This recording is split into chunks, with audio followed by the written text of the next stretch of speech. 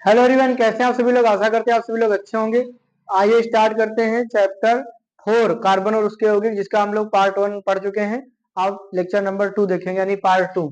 यहाँ पर हम लोग IUPAC नाम सीखने से पहले IUPAC नाम सीखने से पहले क्या सीखेंगे? कुछ यौगिक और उनके क्रियात्मक समूह। कुछ यौगिक और उनके क्रियात्मक समूह। देखो भैया, जैसे क्लोरो, तो क्लोरो के लिए सिंगल बॉन्ड Cl, फ्लोरो के लिए सिंगल बॉन्ड F, ब्रोमो के लिए सिंगल बॉन्ड Br, आइडो के लिए सिंगल बॉन्ड I। ठीक भैया। एल्कोहल के लिए क्रियात्मक समूह क्या है? OH। और इसका अनुलग्न देखो क्या होगा?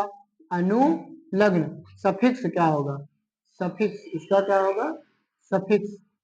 ठीक। अनुलग्न यहाँ पे क्या लगेगा? तो एल्कोहल के लिए भैया क्रियात्मक समूह होता है सिंगल बॉन्ड OH। क्या होता है? Single bond OH। और इसके लिए क्या लगाओगे? ऑल। क्या लगाओगे? ऑल। अंग्रेजी में OL। इसी प्रकार एल्डिहाइड के लिए होता है CHO। क्या होता है? CHO, single bond CHO। CHO के लिए एल्डिहाइड, और एल्डिहाइड के लिए अनुलग्न क्या लगाओगे? अल। एल्डिहाइड के लिए क्या लगाओगे? अल लगाओगे। यहाँ पे एल्डिहाइड के लिए क्या लगाओगे? अल लगाओगे, यानी AL। ठीक भैया। और ये क्या है? Ketone, double valency free CO। तो कीटोन के लिए लिखोगे ओन। कीटोन के लिए ओन, यानी ON, ओन। देखो CHO को ऐसे भी लिख सकते हो, single valency free C, single bond H और डबल बॉन्ड O। ठीक है, तो CHO ही लिखा। ऐसे इसको भी कैसे लिख सकते हो? दो valency free C, double bond O। तभी तो कार्बन की 4 होंगी, तभी तो यहाँ कार्बन की दो दो 4 होंगी। अच्छा, इसको भी ऐसे लिख सकते हो। क्या कह रहा है? Single bond C, single bond OH और single bond double bond O। अभी भी तो C डबल OH है, तो इसके लिए ओइक अम्ल क्या आएगा? ओइक अम्ल। मतलब श्रृंखला में तुमको ऐसे भी CHO लिखा मिल जाएगा, या तो ऐसे मिलेगा। श्रृंखला में या तो ऐसे मिलेगा या तो ऐसे मिलेगा, या तो ऐसे मिलेगा या तो ये ऐसे मिलेगा। ओइक अम्ल, ओइक एसिड, ओइक एसिड। ठीक भैया। और ये क्या? COOR। आर क्या होता है? मैंने कल ही बताया था। जैसे मेथेन है, एल्केन में से एक हाइड्रोजन घटा दो तो एल्किल बन जाएगा, एक वैलेंसी फ्री। और इसी एल्किल को आर कहते हैं। जैसे मेथिल, मेथेन से क्या बन गया? मेथिल। तो प्रोपेन से क्या बनेगा? प्रोपिल। ब्यूटेन से ब्यूटिल, तो उसको हम लोग आर बोलते हैं। ठीक है, यहाँ पे कुछ भी जोड़ सकते हैं। तो इसके लिए ये क्या है? एस्टर। तो इसके लिए क्या आता है? OAT। क्या आता है? OAT, OAT। OAT मतलब मेथिल मेथेनोएट। इसी प्रकार से जो है आएगा, OAT हो जाएगा। और नाइट्रो के लिए तो नाइट्रो ही रहेगा। नाइट्रो के लिए क्या होगा? नाइट्रो ही रहेगा। नाइट्रो के लिए नाइट्रो ही रहेगा। और एमीन के लिए भी एमीन ही रहेगा। एमीन के लिए भी एमिनो, अमीनो हो जाएगा बस, एमिनो। ठीक, इसके लिए नाइट्रो, नाइट्रो। तो ये इतना याद कर लेना है बस। 1 2 3 4 5 6 7 8, 8 याद करना है। क्लोरो, फ्लोरो, ब्रोमो, आइडो। क्लोरो, फ्लोरो, ब्रोमो। इसके लिए भी वही रहेगा। क्लोरो का क्लोरो रहेगा, फ्लोरो का फ्लोरो, और ब्रोमो का ब्रोमो, और आइडो का आइडो ही रहेगा। ठीक भैया। अल्कोहल के लिए ऑल, अल्डिहाइड के लिए अल, कीटोन के लिए ओन, कार्बोक्सिलिक अम्ल के लिए ओइक अम्ल, एस्टर के लिए ओएट, नाइट्रो के लिए नाइट्रो, एमिनो, एमीन के लिए एमिनो, एमीन के लिए। अब देखो, एक इंपॉर्टेंट चीज है यहाँ पे, समजातीय श्रेणी। क्या है? समजाति मतलब एक ही बिरादरी वाली श्रेणी। जाति मतलब बिरादरी। तो यहाँ पर कैसे इसको भी याद करोगे? वह श्रेणी जिसमें सिंगल बॉन्ड CH2 का अंतर हो, समजाति श्रेणी कहलाती है। जैसे एल्केन, जैसे एल्केन की श्रेणी, जैसे एल्केन की श्रेणी, एल्केन की श्रेणी जैसे कौन कौन? जैसे ले लो भैया मेथेन। क्या लिखोगे? मेथेन, एथेन, प्रोपेन, ब्यूटेन, है ना? मेथेन, एथेन, प्रोपेन, ब्यूटेन आदि। ठीक भैया। और इसको ऐसे लिखोगे तो देखो, CH4 मेथेन का फार्मूला, एथेन का फार्मूला C2H6, और प्रोपेन का फार्मूला C3H8, और ब्यूटेन का फार्मूला C4H। कितना होगा? 4 दूनी 8 2 10। तो इसमें अगर अंतर देखोगे भैया, डिफरेंस देखोगे तो कितना दिखाई देगा? देखो यहाँ पर 2C में से 1C जाएगी, 1C बचेगा। और 6 में से 4 H जाएंगे तो कितने H बचेंगे? यही यहाँ पे भी 3 में से 2 जाएगा 1, और 8 में से 6 जाएगा, 4 में से 3 जाएगा 1, और 10 में से 8 जाएगा। तो जितनी ये श्रेणी जा रही है आगे, तो उसमें कितने का अंतर है? सिंगल बॉन्ड CH2 का ही अंतर है। तो इसको समजाती श्रेणी, वैसे तो कई परिभाषा है इसकी, लेकिन ये सबसे सरल परिभाषा है। इसको नोट करो, फिर आगे बताएंगे। समझ लिया करो पढ़ाते समय। नेक्स्ट हेडिंग देखेंगे हम लोग संकलन अभिक्रिया। कौन सी अभिक्रिया? संकलन अभिक्रिया। संकलन अभिक्रिया। संकलन अभिक्रिया। संकलन अभिक्रिया हो या इसी को हम लोग कहते हैं हाइड्रोजनीकरण अभिक्रिया। कौन सी? हाइड्रोजनीकरण अभिक्रिया। संकलन अभिक्रिया या हाइड्रोजनीकरण अभिक्रिया। या तो संकलन अभिक्रिया आएगी या तो कौन सी आएगी? हाइड्रोजनीकरण अभिक्रिया। हाइड्रोजनीकरण का मतलब क्या होता है? हाइड्रोजन का योग। जब असंतृप्त हाइड्रोकार्बन निकिल अथवा पैलेडियम की उपस्थिति में हाइड्रोजन से संयोग करते हैं तो संतृप्त हाइड्रोकार्बन बनाते हैं। ठीक समझ गए भैया? यहाँ पर लिखेंगे असंतृप्त हाइड्रोकार्बन। असंतृप्त हाइड्रोकार्बन। असंतृप्त हाइड्रोकार्बन निकिल अथवा पैलेडियम उत्प्रेरक की उपस्थिति में मौजूदगी में उपस्थिति में कौन? असंतृप्त हाइड्रोकार्बन निकिल अथवा पैलेडियम उत्प्रेरक की उपस्थिति में हाइड्रोजन से संयोग करके, हाइड्रोजन से संयोग माने जुड़ करके, संयोग करके संतृप्त हाइड्रोकार्बन बनाते हैं। क्या बनाते हैं? संतृप्त हाइड्रोकार्बन यौगिक बनाते हैं। हाइड्रोकार्बन यौगिक बनाते हैं। यौगिक बनाते हैं जिसको हम लोग क्या कहते हैं? इसे संकलन अभिक्रिया कहा जाता है। इसे संकलन अभिक्रिया या फिर क्या कहोगे इसको? हाइड्रोजनीकरण। संकलन अभिक्रिया या हाइड्रोजनीकरण। मतलब हाइड्रोजनीकरण लिखने के लिए आ जाए तब भी यही लिखना है, हाइड्रोजनीकरण अभिक्रिया कहते हैं भैया। चाहे आ जाए संकलन अभिक्रिया, चाहे आ जाए हाइड्रोजनीकरण। संकलन अभिक्रिया, हाइड्रोजनीकरण। संकलन माने भी क्या होता है? जुड़ना। और हाइड्रोजनीकरण मतलब हाइड्रोजन का जुड़ना। तो असंतृप्त हाइड्रोकार्बन माने जिसमें डबल बॉन्ड है या ट्रिपल बॉन्ड है। असंतृप्त वाले वही तो हैं, एल्कीन या एल्काइन। और उनसे क्या बनाना है? एल्केन। उनसे क्या बनाना है? एल्केन। संतृप्त हाइड्रोकार्बन यौगिक बनाना, जैसे कि इधर है असंतृप्त हाइड्रोकार्बन और ये किससे योग करेंगे? H2 से। किससे योग करेंगे? H2 माने हाइड्रोजन से। किससे योग करेंगे बताओ? हाइड्रोजन से क्रिया करेंगे, मतलब हाइड्रोजन जोड़ लेंगे अपने अंदर। और किसकी उपस्थिति में? निकिल हो या पैलेडियम, निकिल अथवा पैलेडियम। समझ गया भैया? तो ये बना देगा क्या? संतृप्त हाइड्रोकार्बन। क्या बना देगा? संतृप्त हाइड्रोकार्बन। संतृप्त हाइड्रोकार्बन बनाएंगे। जैसे इधर हो गया वनस्पति तेल। क्या हो गया? वनस्पति तेल। और वनस्पति तेल से पहले चलो मैं वो बता देता हूँ। इसका संतृप्त हाइड्रोकार्बन जैसे हमने ले लिया CH2 डबल बॉन्ड CH2 ले लिया, और इसमें जोड़ना है क्या? हाइड्रोजन। क्या जोड़ना है भैया? हाइड्रोजन। निकल तो कैसे जोड़ोगे? देखो ये डबल बॉन्ड टूट जाएगा, ये डबल बॉन्ड क्या हो जाएगा? टूट जाएगा, तो सिंगल बॉन्ड में बदल जाएगा। तो ये दो H है, एक H इनके पास जुड़ जाएगा, एक H इनके पास, तो CH3 सिंगल बॉन्ड CH3। तो ये क्या बन गया? ये क्या था? एथिलीन। यही तो था। एल्कीन है कि नहीं? ये है एथिलीन। ये क्या है? एथिलीन। और ये क्या है? एथेन। ये क्या हो गया? एथेन। ये क्या है? एथेन। तो एथिलीन से क्या बन गया? एथेन। मैंने एल्कीन से एल्केन बन गया। मैं डबल बॉन्ड से सिंगल बॉन्ड में बदल गया। मतलब असंतृप्त हाइड्रोकार्बन किसमें बदल चुका है? संतृप्त हाइड्रोकार्बन। अगर ये ना एग्जाम्पल याद रहे, अगर ये एग्जाम्पल न याद रहे तो दूसरा वाला देखो क्या लिख लोगे। दूसरा एग्जाम्पल ये है वनस्पति तेल। वनस्पति तेल। और वनस्पति तेल में जब हाइड्रोजन गैस प्रवाहित करोगे निकेल अथवा पैलेडियम उत्प्रेरक की उपस्थिति में, तो ये बन जाएगा वनस्पति घी। क्या बन जाएगा? वनस्पति घी। वनस्पति घी माने डालडा है ना। वनस्पति घी माने क्या होता है? डालडा। वनस्पति तेल से वनस्पति तो क्या बन जाएगा? घी। तो ये हाइड्रोजनीकरण क्रिया का उदाहरण हो गया। किसका हो गया? हाइड्रोजनीकरण क्रिया का ये उदाहरण हो गया। यह संकलन क्रिया। बताओ संकलन क्रिया समझ में आ गया कि नहीं आया? संकलन क्रिया समझ में आई? क्या होता है? असंतृप्त हाइड्रोकार्बन निकिल अथवा पैलेडियम उत्प्रेरक की उपस्थिति में हाइड्रोजन से संयोग करके क्या बना देते हैं? संतृप्त हाइड्रोकार्बन बना देते हैं। इस घटना को हम लोग संकलन क्रिया या हाइड्रोजनीकरण आए तो हाइड्रोजनीकरण लिख देना, संतृप्त आए तो मतलब संकलन आए तो संकलन लिख देना। ये एग्जाम्पल है, ठीक, नोट करो इसको भी।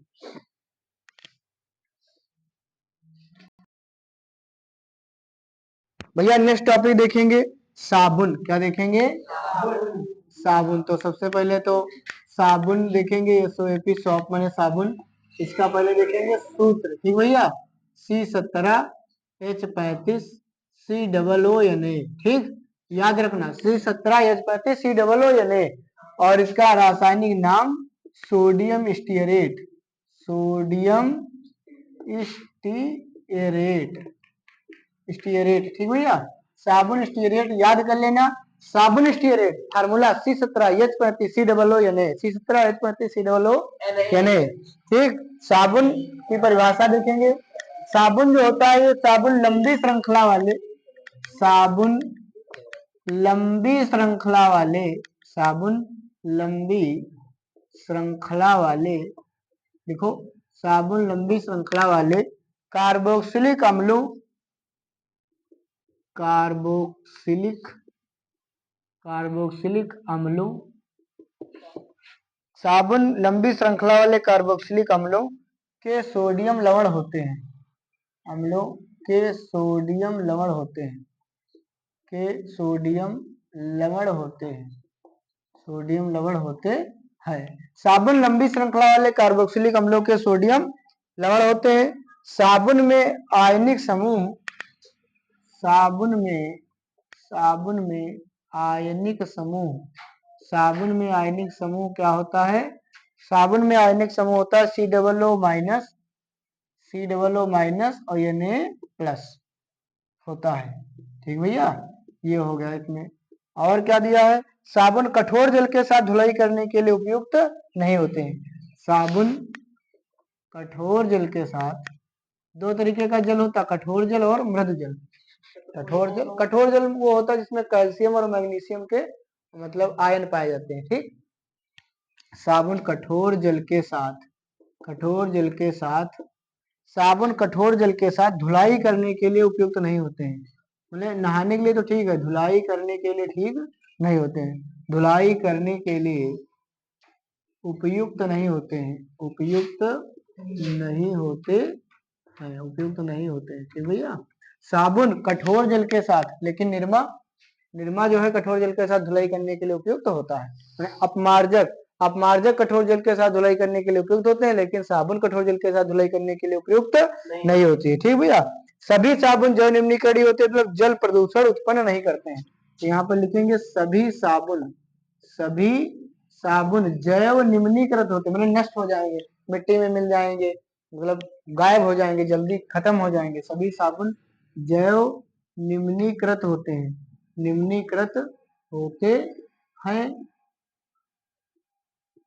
जल प्रदूषण उत्पन्न नहीं करते हैं, ये जल प्रदूषण, नहाओगे तो नहाओ आराम से, जल प्रदूषण उत्पन्न नहीं करते ठीक भैया। सभी साबुन जैव निम्नीकृत होते हैं, नष्ट हो जाएंगे, गल जाएंगे ठीक, और जल प्रदूषण उत्पन्न नहीं करेंगे। निरमा इतनी जल्दी से डाल दोगे मिट्टी में तो नहीं गलेगा, लेकिन साबुन गल जाएगी, कहने का मतलब ये है ठीक। साबुन वनस्पति तेलों या जंतु वसा से बनाए जाते हैं, कहाँ से बनाए जाते हैं, साबुन किससे बनता है, साबुन वनस्पति तेलों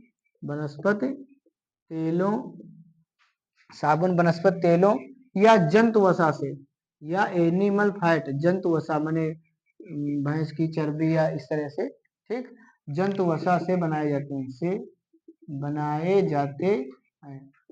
काहे से बना, जो जितना चिकना है वो उसमें उतना ज्यादा चर्बी यानी वसा पड़ी होती है। साबुन वनस्पति तेलों या जंतु वसा से बनाए जाते हैं। साबुन की शोधन क्षमता कम होती है, मतलब साबुन लगाओगे तो उतना बढ़िया कपड़ा साफ नहीं होगा, लेकिन निरमा लगाओगे तो साफ हो जाएगा। तो साबुन की शोधन क्षमता मैंने साफ सफाई करने की क्षमता, साबुन की शोधन क्षमता जो है अपेक्षाकृत कम होती है, कम होती है। इतना साबुन के बारे में लिख लीजिए भैया ठीक, साबुन के बारे में इतना लिख लीजिए।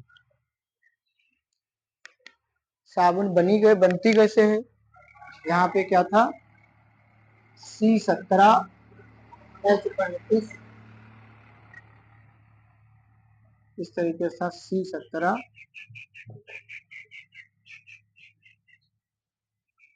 यहाँ पर कितना था 3NaOH, क्यों ऐसे तो क्रिया कराई थी, यहाँ पर कितना आया था C17H35 COO 3 बार आया था, 3 C17 H35 COO Na और प्लस ये तो Na चला गया, फिर रिएक्शन भी देखूंगा। देखो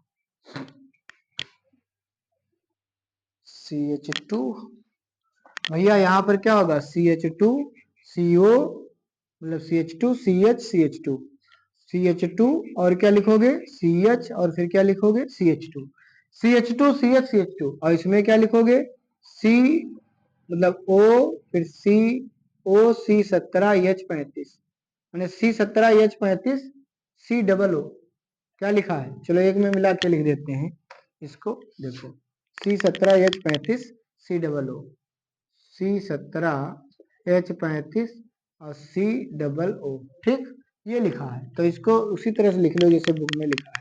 कैसे लिखा है, O बीच में फिर CO C17H35, यहाँ भी O CO C17H35, यहाँ भी वही O CO C17। ये तो याद हो जाएगा, हाँ बड़ा देखने में, लेकिन याद हो जाएगा कि नहीं याद हो जाएगा बताओ। इसका नाम है ग्लिसराइड। क्या नाम है इसका, ग्लिसराइड। ग्लिसराइड इसको कहते हैं एस्टर। क्या कहते हैं एस्टर। अब ध्यान देंगे यहाँ पर 3NaOH से क्या करा दिया क्रिया, 3NaOH से क्या करा दिया क्रिया। ध्यान दो यहाँ पर बोर्ड पे ध्यान दीजिए। देखो 3 Na ले लिया, 3 ये ले लोगे C17H35 COO C17H35 COO C17H35 COO, ठीक ले लिया। तो भैया बन गया C17H35 COO और 3 चक्कर Na तो इसे मिल गया। तो 3 बार हो गया ना, 1 बार 2 बार और 3 बार Na भी। तो 3 C17H35 COO Na, ये बन गई साबुन। क्या बना साबुन मैंने सोडियम स्टीरेट। और बचा क्या OH बचे, कितने OH बचे 3 OH बचे। और ये यहाँ एक जगह खाली हो गई, एक जगह यहाँ, एक जगह यहाँ खाली हो गई। तो भैया कितनी जगह खाली हो गई 3 जगह, CH2 CH CH2 लिख लिया। यहाँ भी जगह खाली OH लगा दो, यहाँ भी OH लगा दो, यहाँ भी। कितने OH का बचे थे 3, तीनों लगा दिया। तो इसका नाम क्या हो गया सोडियम स्टीरेट। क्या नाम होगा इसका, अरे इसका नाम हो गया सोडियम स्टीरेट ग्लिसरॉल। इसका नाम हो गया ग्लिसरॉल। इसका नाम क्या हो गया ग्लिसरॉल। इसका नाम भैया क्या हो गया ग्लिसरॉल। और वैसे इसका नाम आईयूपीएसी में लिखोगे तो 1 2 3, 3 का मतलब क्या होगा प्रोप, क्या होगा प्रोपेन। क्या होगा प्रोपेन, सिंगल बॉन्ड है कार्बन कार्बन के प्रोपेन। 1 2 3 1 2 3 जगह OH लगा है ना, 1 2 3 ट्राई। जब 3 जगह एक चीज लगती है तो ट्राई लिखा जाता है। और OH के लिए क्या होता था ऑल, OH के लिए क्या होता था ऑल। तो ट्राई ऑल क्या हो जाएगा इसका ट्राई ऑल, ट्राई ऑल। ठीक भैया। हाँ हिंदी में लिखना चाहो तो propane 1 2 3 try all, try all 1 2 3 try all. ठीक भैया। और नहीं तो ग्लिसरॉल लिख लो। तो बताओ कितना सरल है। साबुन के बारे में एक बार फिर से देख लो। साबुन का सूत्र देखो, याद कर लेना C17H35 COO या नहीं, C17H35 COO या नहीं। इसका नाम सोडियम स्टीरेट, सोडियम स्टीरेट ये दोनों चीजें याद ही कर लेना। फिर परिभाषा, साबुन लंबी श्रृंखला वाले कार्बोक्सिलिक अम्लों के सोडियम क्या होते हैं सोडियम लवण होते हैं। साबुन में आयनिक समूह कौन सा होता है ये वाला COO- Na+। साबुन कठोर जल के साथ धुलाई के लिए उपयुक्त नहीं होते हैं। सभी साबुन जल निम्नीकृत होते हैं, मतलब वो नष्ट हो सकते हैं। और ये जल प्रदूषण उत्पन्न नहीं करते, मतलब खूब नहाओ कोई दिक्कत नहीं। साबुन वनस्पति तेलों या जंतु वसा से बनाए जाते हैं। साबुन की शोधन क्षमता कम होती है निरमा से। साबुन कैसे बनेगा ग्लिसराइड, मतलब ग्लिसराइड लेंगे एस्टर और 3NaOH एरो, तो बन गया देखो C17H35 COO C17H35 COO C17H35 COO और 3 बार Na C17H35 COO Na और प्लस OH 3 थे, तीनों जगह लगा दो OH OH OH CH2OH CH2OH CH2OH glycerol. ठीक कंप्लीट। कल हम लोग पढ़ेंगे अपमार्जक मय निर्मा। ठीक तो मिलते हैं आप सभी से साथियों नेक्स्ट वीडियो में। तब तक के लिए धन्यवाद। पार्ट 3 में मिलते हैं आप सभी से। Take care, bye bye, thank you.